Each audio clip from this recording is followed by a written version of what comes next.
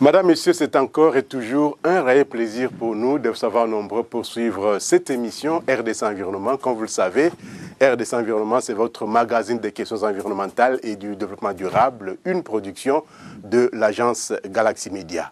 C'est la dernière livraison de cette année 2018 et pour boucler la boucle, comme on dit, nous avons sur ce plateau avec nous Alain Ngulungu, qui est consultant dans les questions des négociations climatiques.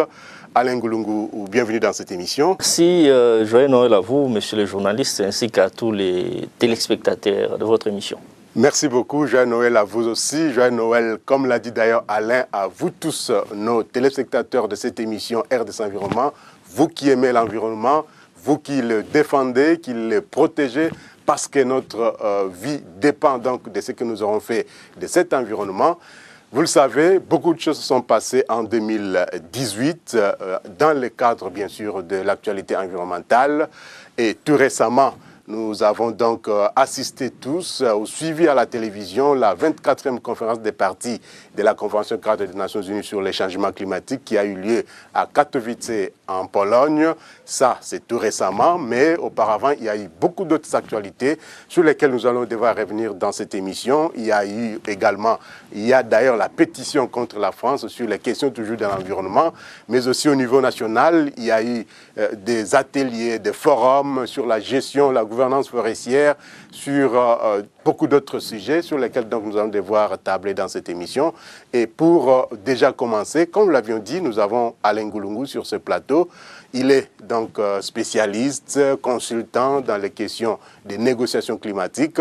Alain, parce que nous parlons des négociations climatiques et Katowice en Pologne a accueilli la 24e conférence des parties de la Convention cadre des Nations Unies sur les changements climatiques.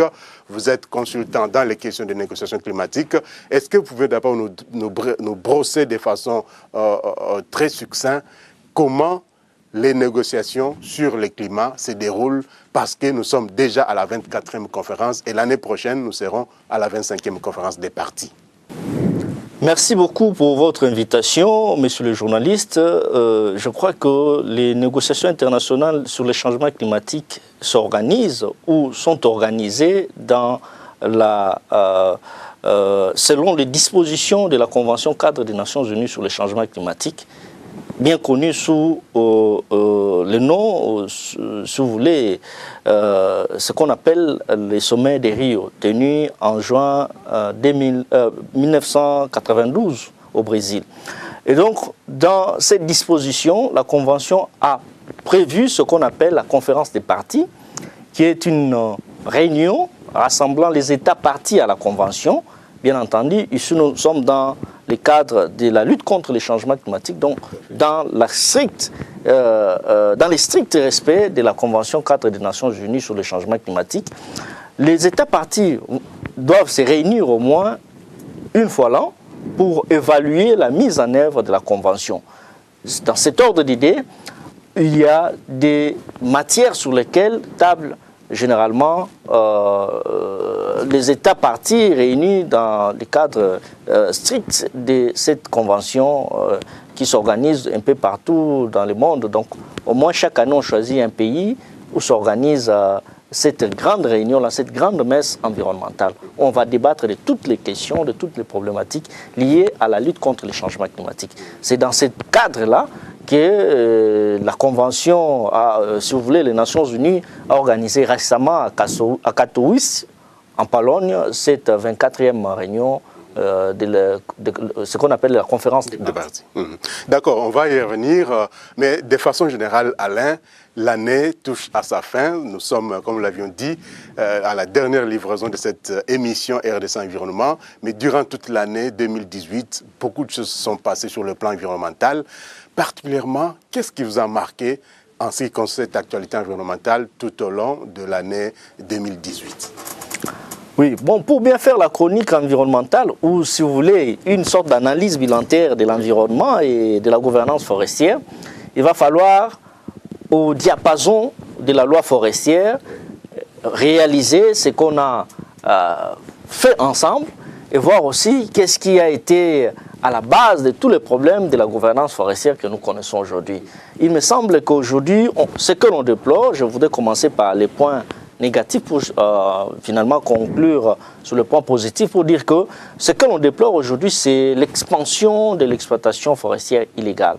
Ce sont des choses que nous avions pratiquement oubliées par le passé, mais curieusement, il y a cette sorte de retour en force de cette exploitation forestière illégale.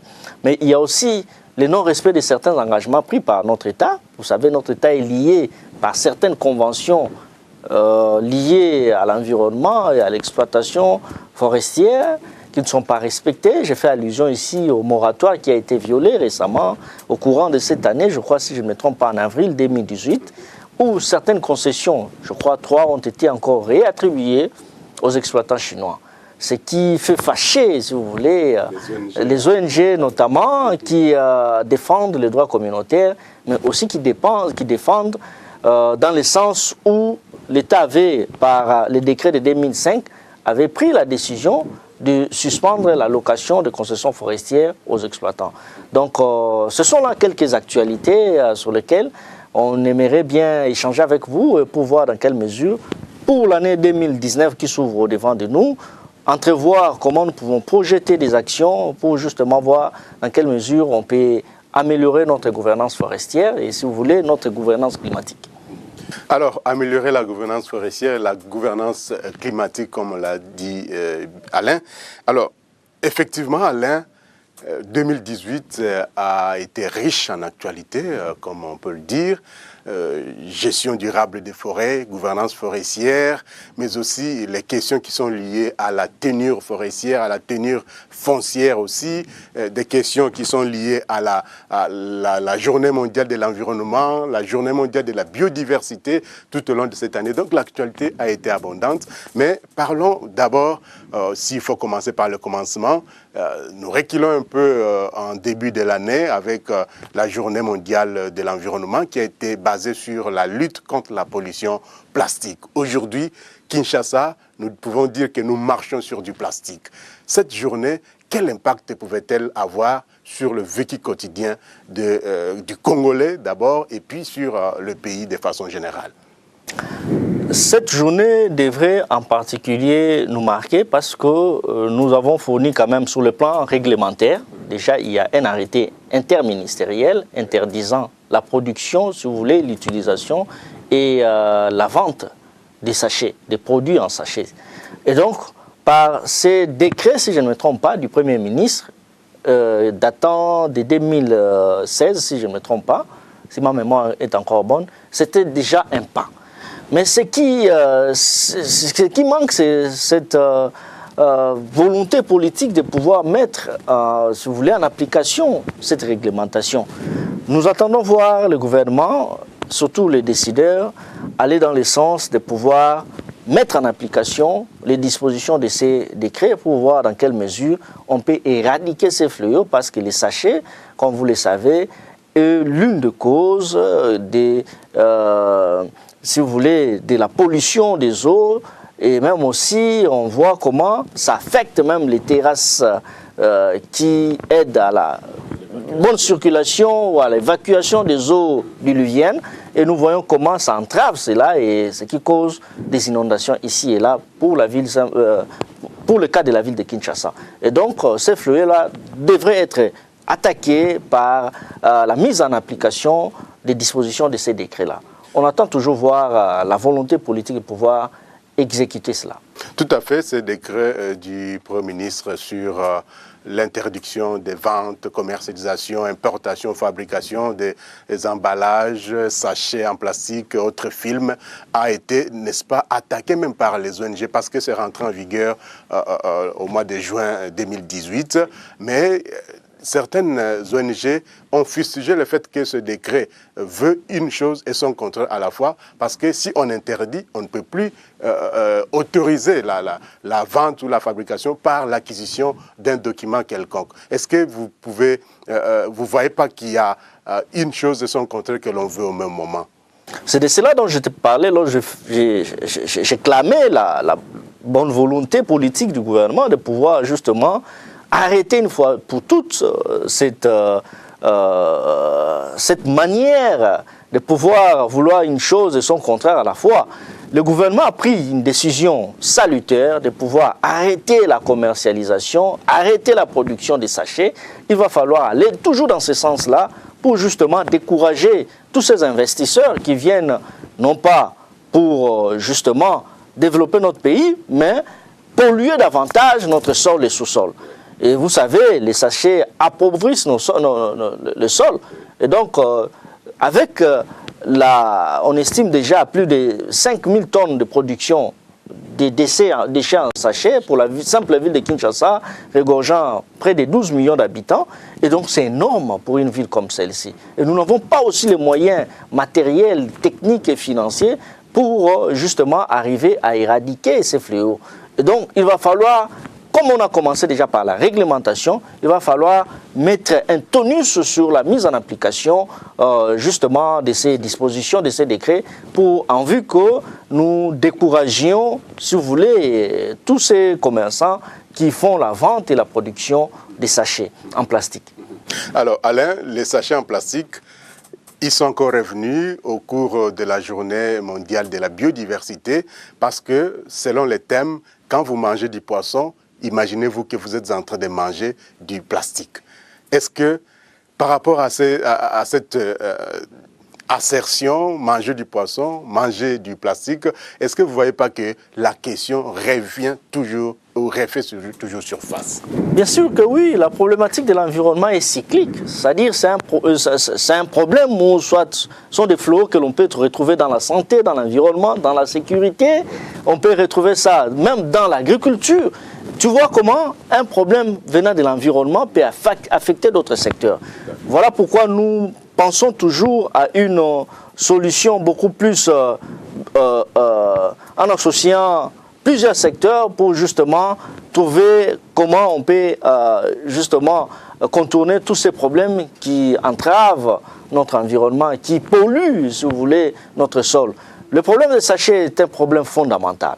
Beaucoup d'États dans le monde, on voit, sont en train d'actionner des activités pour justement voir comment limiter ces dégâts socio-environnementaux que causent les sachets en plastique. Donc c'est une problématique vraiment à ne pas prendre à la légère pour un État comme le nôtre qui n'arrive pas à comprendre jusque-là l'enjeu sur la production et la vente du sachet en milieu urbain et périurbain comme le nôtre. Alors, le sachet en plastique, donc il faut trouver des solutions pour éradiquer ces problèmes parce qu'aujourd'hui nous vivons en tout cas avec le sachet en plastique et nous marchons même sur le plastique et ça cause autant de problèmes sur le plan environnemental et sur le plan de notre santé. Alain, comme nous le disions tantôt, l'actualité a été abondante au courant de l'année 2018. Sur le plan interne, il faut par exemple parler de la gestion durable des forêts, vous l'aviez déjà effleuré. Alors, la RDC, c'est un pays des grands enjeux sur le plan environnemental parce que possédant, selon les chiffres du ministère de l'Environnement, 155 millions d'hectares de forêts qui jouent un rôle crucial, très important dans l'équilibre écologique, dans la séquestration des gaz à effet de serre. Mais aujourd'hui, si cette gestion n'est pas durable pour la RDC, quelles peuvent être les conséquences, non seulement pour les générations présentes, mais aussi et surtout pour les générations futures? Question pertinente parce que, comme on le voit actuellement en France, vous savez qu'une pétition a été lancée contre l'État français par rapport à ce qu'on appelle inaction climatique. C'est-à-dire quoi? L'État français a pris des engagements climatiques auxquels il n'arrive pas à respecter jusqu'à aujourd'hui. Je crois qu'un jour, les Congolais tenteront aussi d'ester notre État en justice pour son inaction par rapport aux enjeux majeurs que représentent les pourreaux forestiers que sont nos forêts denses et humides. À peu près 155 millions d'hectares de forêts denses et humides, c'est énorme, c'est un poumon écologique avec la problématique de la découverte des tourbières, comme vous l'avez suivi cette année, qui est vraiment, comment dirais-je, un réservoir de puits de carbone que l'on peut mettre sur le marché carbone et en recevoir des milliards et des milliards de dollars. Ce n'est pas une fiction, ce n'est pas une illusion, parce que d'autres États sont en train d'expérimenter ça. Des pays comme l'Indonésie, le Brésil, ils sont en train de bénéficier de la rente carbone. Et donc, chose que nous pouvons faire aussi si nous voulions vraiment bien gérer de manière durable nos ressources forestières. Mais il me semble que l'État n'arrive pas à prendre conscience jusque-là. Si vous voulez, pas l'État, mais les décideurs politiques n'arrivent pas à comprendre cela. La preuve en est que tu as vu, durant la campagne électorale, peu de candidats, que ce soit au niveau des élections législatives, tout comme à la présidentielle, n'ont abordé la problématique de l'environnement. Comment on intègre ça dans l'agenda, dans les programmes politiques?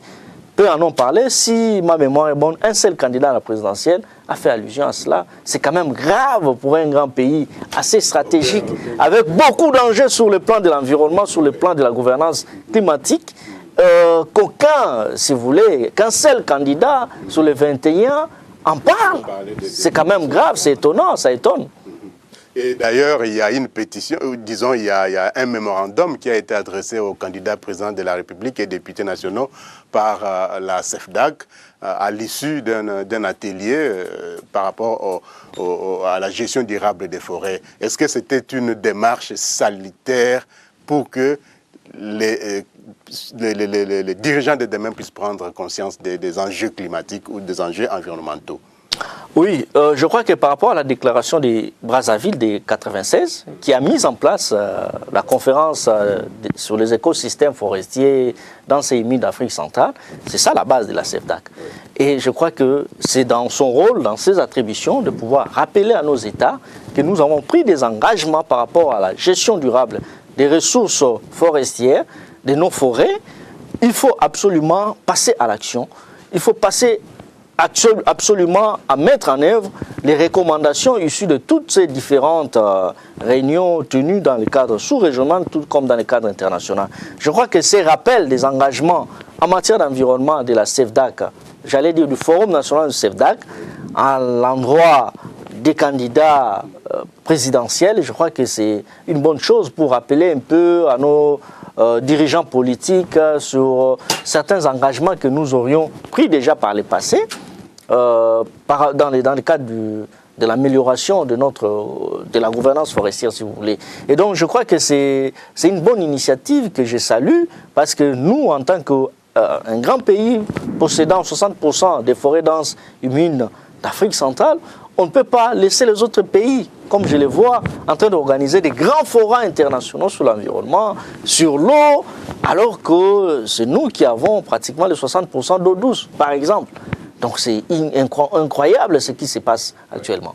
Comme vous avez parlé de Brazzaville, restons-y d'ailleurs, parce que la capitale congolaise a accueilli la table ronde des chefs d'État et de gouvernement en ce qui concerne le fonds bleu sur le climat, mais tout récemment également, la capitale Brazzaville venait également d'accueillir une autre conférence sur la gestion toujours des forêts. Alors, est-ce que on ne nous vole pas, dans une certaine mesure, ces leaderships-là, d'organiser par exemple des grandes rencontres sur l'environnement, parce que vous l'avez dit, la RDC possède 60%, 155 millions d'hectares de forêts, 60% des réserves forestières dans les bassins du Congo.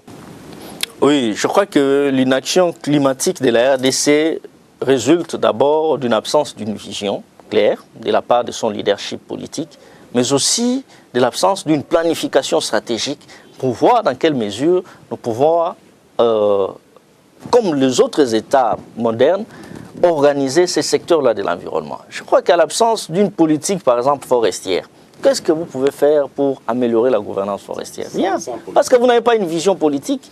À l'absence d'un cadre stratégique qui oriente votre action climatique en tant que pays, parce que nous sommes engagés dans le cadre de la Convention cadre des Nations Unies sur le changement climatique pour pouvoir justement procéder à ce qu'on appelle la réduction des émissions de gaz à effet de serre. Mais qu'est-ce qu'on peut faire si vous n'avez pas un cadre stratégique opérationnel qui vous oriente à mener des actions concrètes et à contribuer comme les autres États à la mitigation des effets des changements climatiques? Donc vous ne pouvez rien faire. Donc je crois que c'est un problème de responsabilité, mais aussi de prévention, surtout aussi de prévenir que des dégâts socio-environnementaux graves n'arrivent dans ces pays. Regardez des pays comme l'Indonésie aujourd'hui.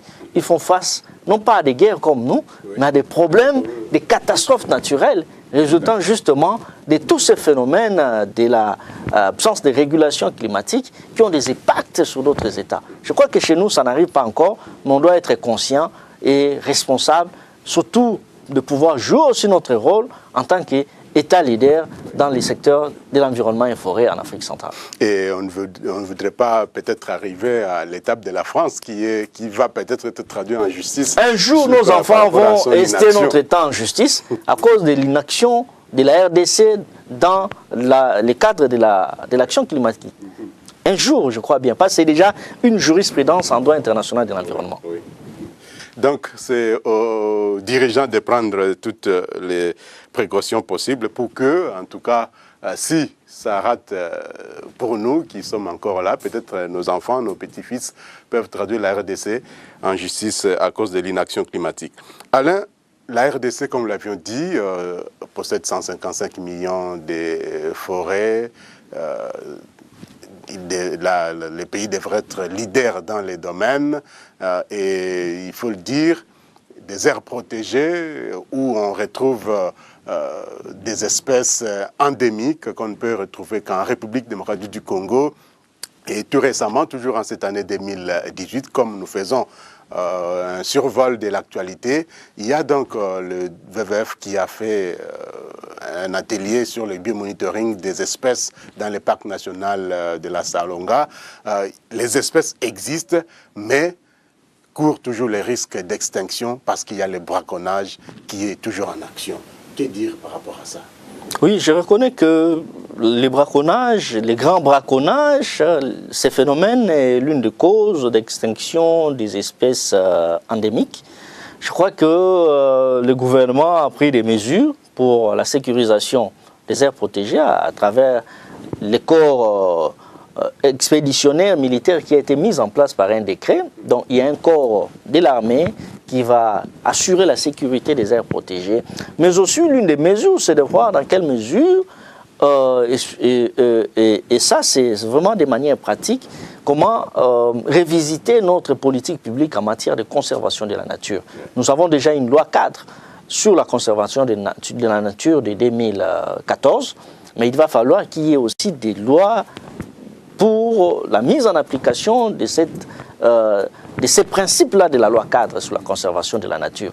Et ça, il faut vraiment révisiter nos politiques publiques pour voir dans quelle mesure on peut améliorer l'action publique pour justement gérer les aires protégées, mais aussi associer d'autres partenaires qui veulent bien accompagner la RDC pour assurer une bonne conservation de la nature, pour assurer une bonne gestion de manière participative des aires protégées en associant aussi les communautés riveraines. Parce que l'une des menaces aussi vient à cause de la pauvreté.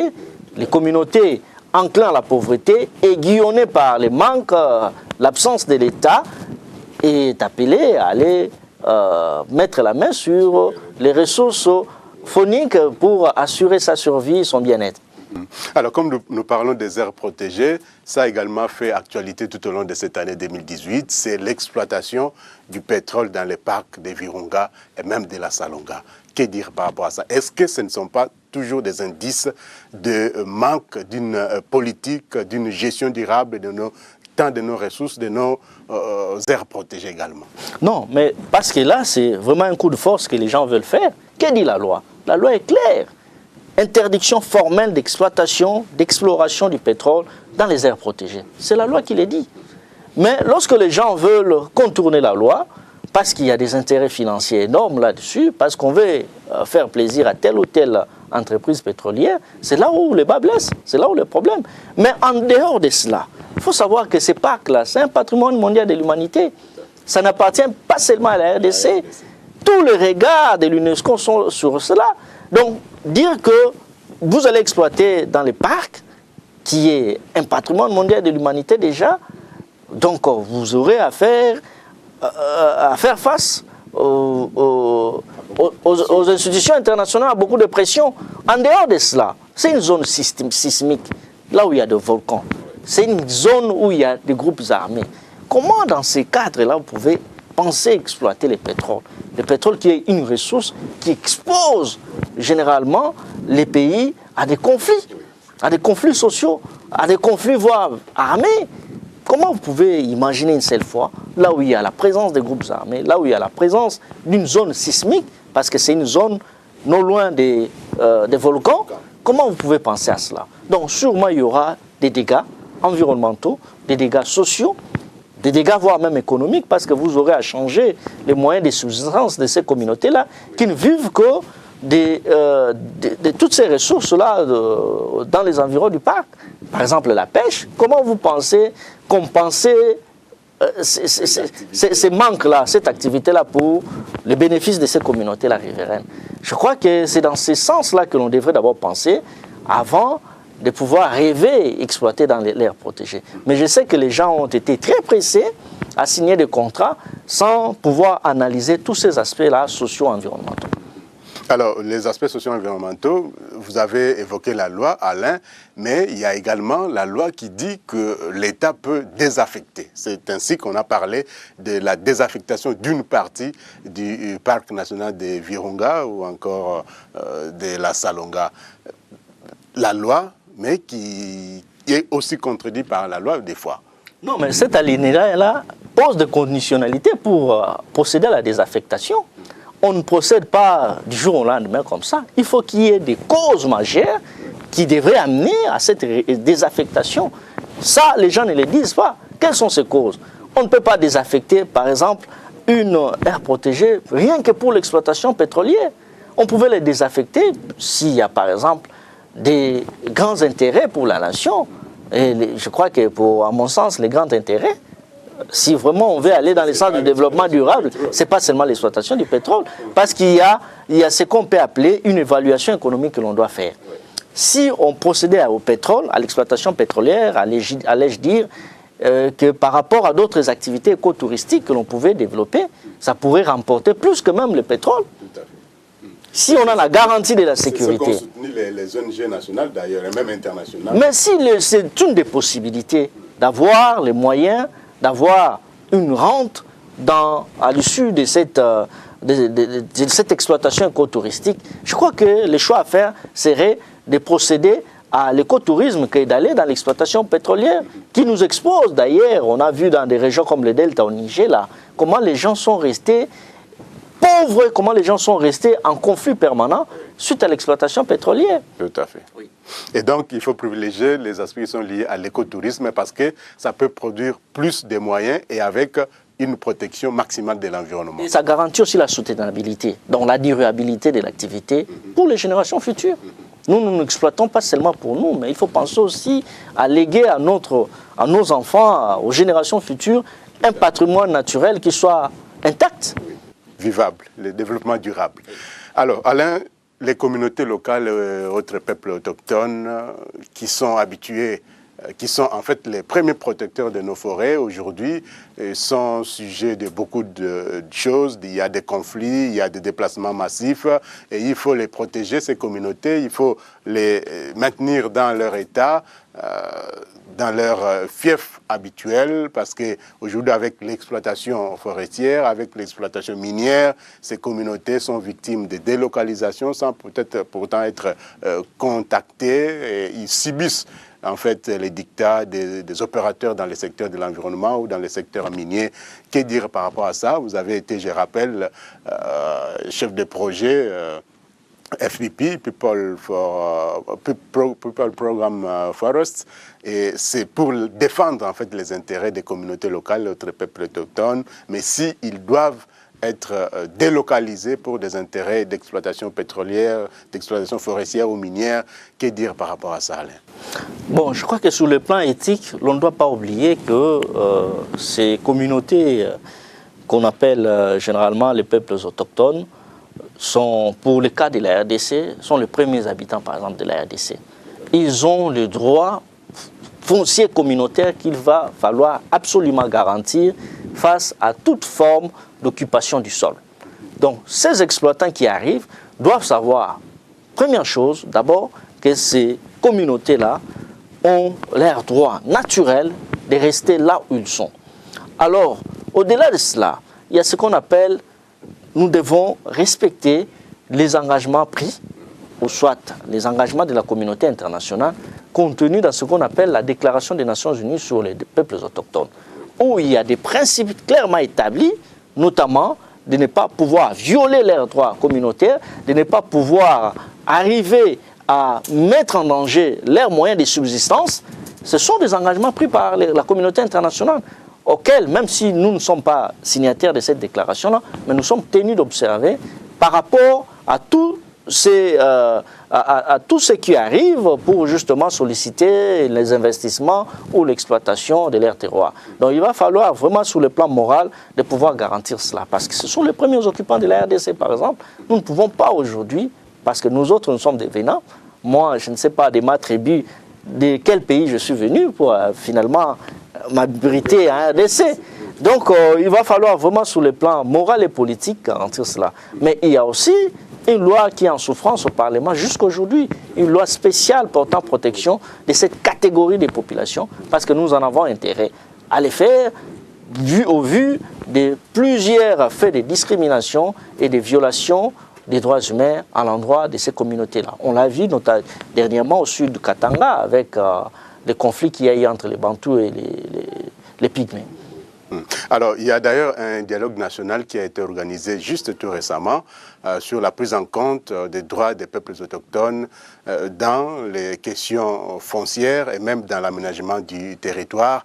Et tout ça, c'est pour donner un peu plus de la voix à cette catégorie de la population congolaise qui, vous l'avez dit, ce sont les premiers habitants de notre pays. Mais sur le plan législatif, il y a effectivement cette loi qui traîne encore au niveau du Parlement. Comment booster vraiment peut-être les prochains députés à aller de l'avant pour doter cette catégorie des populations une loi spécifique? Oui, je crois que ça se fera vraiment l'objet d'un plaidoyer et comme nous sommes dans un processus, je suis tout à fait optimiste que des solutions idoines seront trouvées justement pour amener à prendre, si vous voulez, à adopter cette loi-là le plus tôt possible. Donc je souhaiterais que toute l'opinion nationale, et voire même internationale, comprenne cela, que ces peuples-là, comme toutes les autres communautés, ont droit à une garantie de leur droit d'accès à la terre, par exemple. Ils ont une garantie, qu'ils aient une garantie pour valoriser leurs connaissances traditionnelles, qu'ils aient accès à la santé, à l'éducation, comme toutes les autres communautés. Et donc tout ça contenu dans ce projet de loi qui est encore en souffrance à la Chambre basse du Parlement, devrait être rapidement débattu et adopté pour justement voir dans quelle mesure on peut promouvoir les droits de cette catégorie des populations congolaises. Voilà, c'est sur cette note que nous allons boucler cette émission. Mais avant de la boucler complètement, Alain, 2018 a été, comme nous l'avions dit tantôt, riche en événements, tant au niveau national qu'au niveau international. Nous avons parlé de la gestion durable des forêts, de l'exploitation forestière, que ce soit au niveau national, mais aussi au niveau international, parce qu'il y a eu la table ronde à Brazzaville sur l'économie verte, sur les questions qui sont liées au financement même de la gestion des forêts ou de la protection de l'environnement. Il y a eu la COP24 à Katowice, en Pologne, et pour dire que la prochaine COP aura lieu en Chili en 2019, la 25e COP. Toute cette actualité réunie, quelles sont les projections qu'il faut faire, Alain, pour cette année 2019 qui pointe à l'horizon? Les efforts que l'on doit fournir, c'est notamment celui de voir dans quelle mesure on peut tirer profit des immenses ressources forestières contenues dans ce qu'on peut appeler les poumons écologiques qui représentent les forêts denses et humides de la RDC. Ces efforts-là seront couronnés par justement la mise en œuvre d'une politique climatique et forestière pour justement orienter nos actions dans ces domaines précis. Mais aussi, il faut assumer notre leadership parce que si on ne le fait pas, les autres pays à côté de nous sont en train de le faire en lieu et à notre place et pour notre compte. Voilà. Voilà, il faut mutualiser nos efforts pour que la gestion durable de nos forêts soit orthodoxe, pour que les générations présentes, mais aussi et surtout les générations futures, puissent tirer le maximum des bénéfices de ces forêts, sans pour autant oublier le monde, parce que nous sommes en fait un village planétaire. Alain, merci beaucoup d'avoir répondu à notre invitation dans le cadre de cette émission RDC Environnement. Un tout petit dernier mot peut-être avant de boucler. Oh, merci. Peut-être le mot de la fin, c'est vraiment de présenter mes voeux le meilleur à tous vos téléspectateurs ainsi qu'à à toute la nation congolaise pour leur dire enfin que la RDC représente un enjeu géostratégique dans le secteur de l'environnement et de l'exploitation des forêts. Et donc, il va falloir y mettre un peu d'une dose de volonté politique. Et je crois que nous pouvons étonner le monde rien qu'avec ces ressources forestières. Alain, merci. Merci beaucoup. Merci également à vous, madame, messieurs, d'avoir suivi cette dernière livraison de votre magazine RDC Environnement. Nous nous retrouvons donc en 2019 avec d'autres informations, d'autres actualités environnementales. Mais nous le disons toujours, prenez soin de vous, prenez soin de votre environnement qui ne doit pas brûler. Parce que si cet environnement brûle, c'est nous tous qui allons brûler. Merci de nous avoir suivis. Merci à Étienne Koumba, merci à Landry Nyang et à toute l'équipe qui a concouru à la réalisation de cette émission. Nous n'oublions pas Kenina qui est à la machine. À vous également, madame, messieurs. Merci et à très bientôt pour d'autres informations environnementales, que ce soit pour la RDC, notre pays, ou encore pour le monde entier, parce que nous l'avons dit, nous sommes désormais un village planétaire et ce qui se passe ailleurs nous intéresse. Ce qui se passe en RDC intéresse également le monde. Au revoir et à très bientôt.